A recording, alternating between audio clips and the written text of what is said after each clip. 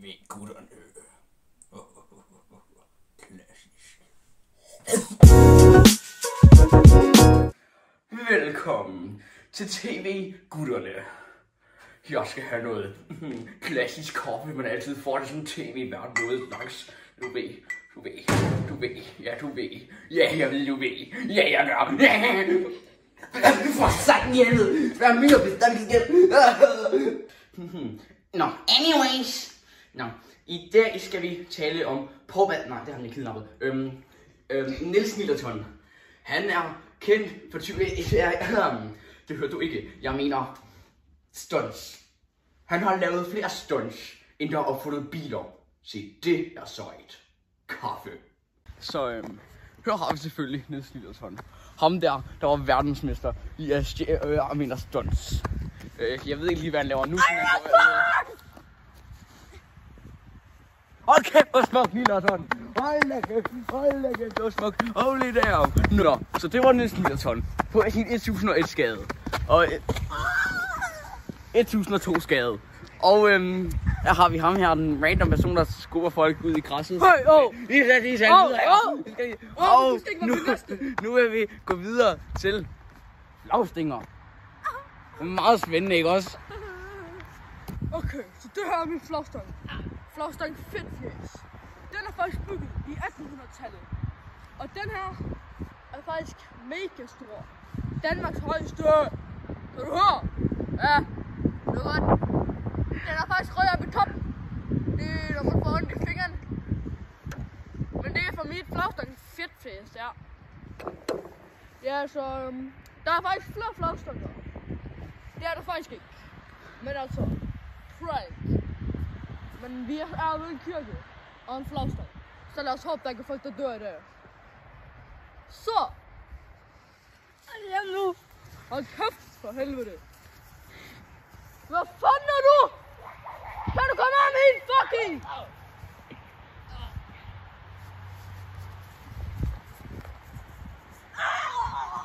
Nå, men denne flagstang er så fantastisk. Så hej. Og nu skal vi se et år. Jeg skal noget kaffe. Klassisk kaffe. Jeg ved, du ved. Smager stadig fucking myrepis. Nå, som sagt. Nu skal vi til at se en tv-udsendelse af to brødre.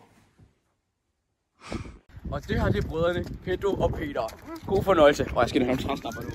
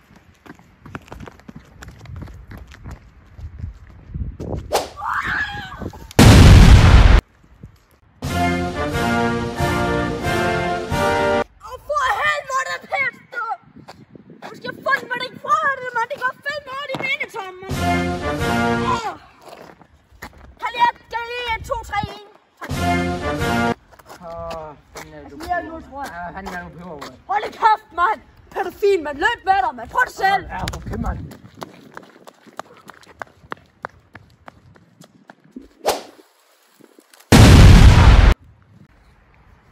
Ja, okay.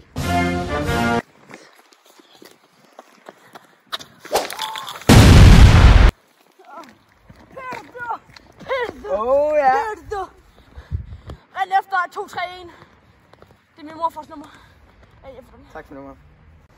Nå, men det gik jo rigtig godt for Pedro og Peter. Jeg vil rigtig gerne disse dem, hvis jeg ville. Men vi desværre ikke tid til at disse random mennesker på gaden, som det er sjovt. Nå, anyways. Nu skal vi til at lave skjult kamera på, nu mangler jeg min kaffe til at tænke. Smager røvpis. Isak!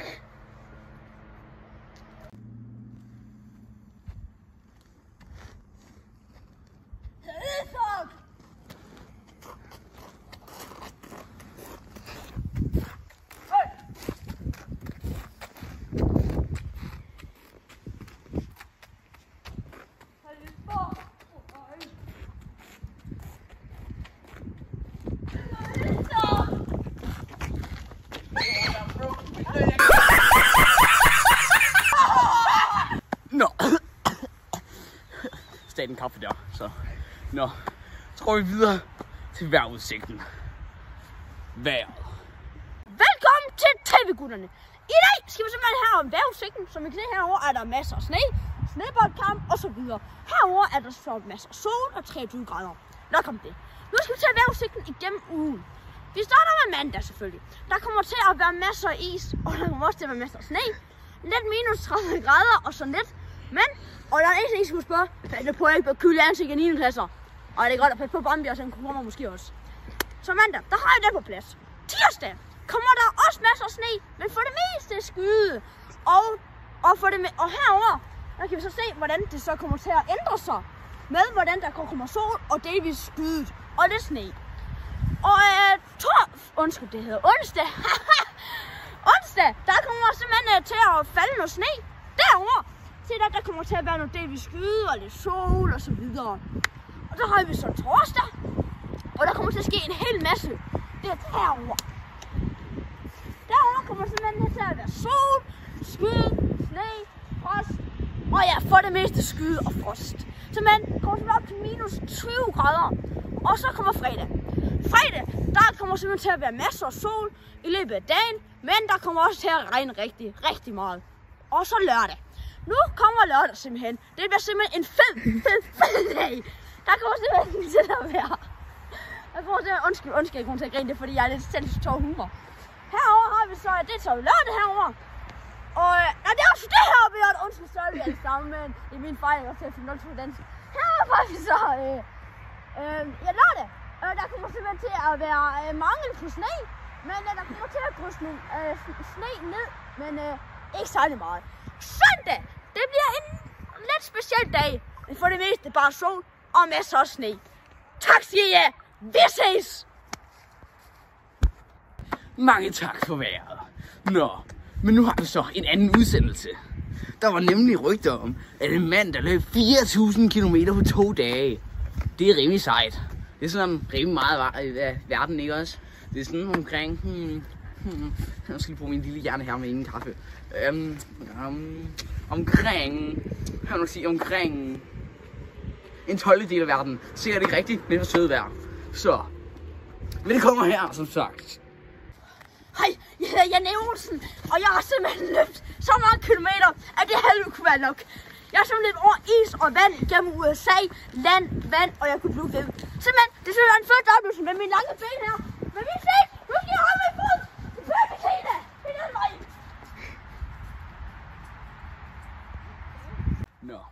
Nu ses vi. Kan I fucking stop? Undskyld for styrelsen. Men som sagt, jeg var ved at sige, så skal vi snakke om 2 drenge, der elsker matematik. Man skal ikke tro, det var muligt, men det findes åbenbart. Det kommer her. Vi elsker simpelthen ikke meget matematik. Mig er fedt, og min gode ven Johan. Altså, 12 divideret på 4 er faktisk 27,5. Vidste du godt det? Og hegnet er 80, men jeg ganger det med trekanten. Ja, og ganger med py, så det må omkring 15.000. Husk det der. Men det vil jeg med 30 eller altid, skal du sige. Det giver faktisk 24 lidt lovlig. Det må du undskylde, jeg lige retter på dig. Ja, det er vinter. Ja, det er vinter. Ja, det er vinter. Ja, det er okay. Der er musik, vi har også. Det er godt,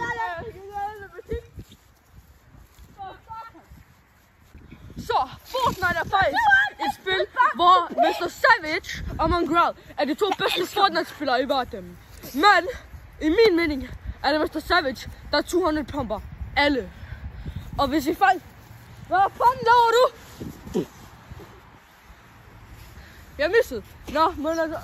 Kan du så stoppe med alarm? Men Fortnite, der kan man også bygge væk. Tårn. Nej, det kan man sgu ikke. Man kan bygge væk. Man kan bygge trapper. Hild mig!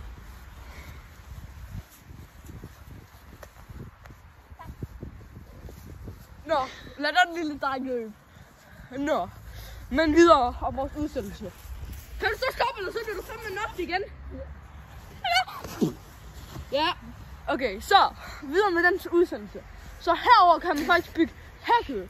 Hvis du bygger en væg foran, så er den væk. Vær så tab.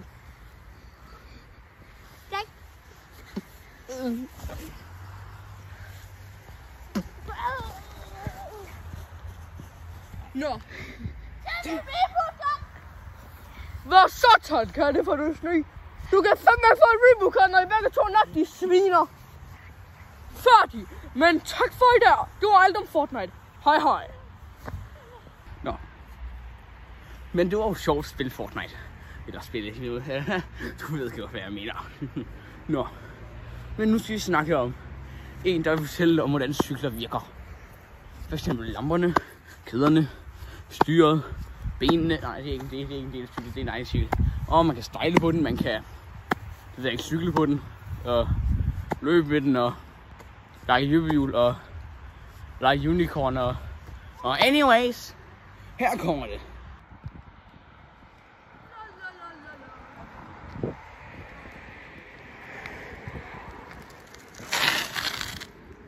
Så, her har vi en cykel. Her har vi min cykelkurve. 200% quality. Og her har vi mine 2 lygter. En rød, hvis du ved, hvad jeg mener. En hvid, hvis du ved, hvad jeg mener. Og så har vi et sæde med gaffertape. Det er fuld kvalitet her, som I kan se. Fuld kvalitet. Fuld kvalitet. Og så lover du ikke videre til liv. 200 kvalitet. Men altså, det var godt for det her. Her i morges, der fik jeg stadigvæk vand op i røven. Det. Og så har vi en ringklokke. Og der har vi luksuriøse håndtag. De er faktisk fra Wish og Temo og Shein. Eller hvad fuck det er. Alt det går bedre. Her har vi et bagageværn med lejelyd. Og her har vi mit dæk med reflekser. Hvad hedder det der nu? Det hedder fælger. Og vi har min skærm, som er god kvalitet her, men ikke virker. Så her har vi pedalerne. Ja, og de er også god kvalitet her. Og har vi selve den pæne blå farve. Desværre ikke Mustangen, men altså, det går. Den blå turkise farve. Ja. Og du har altså min cykel. Hej hej. I middag skete der simpelthen noget helt forfærdeligt ved en tankstation. Det er simpelthen kriminalitet ved en tankstation simpelthen. Det er simpelthen en af dem, han hed Henrik, og han gik simpelthen for tyskere.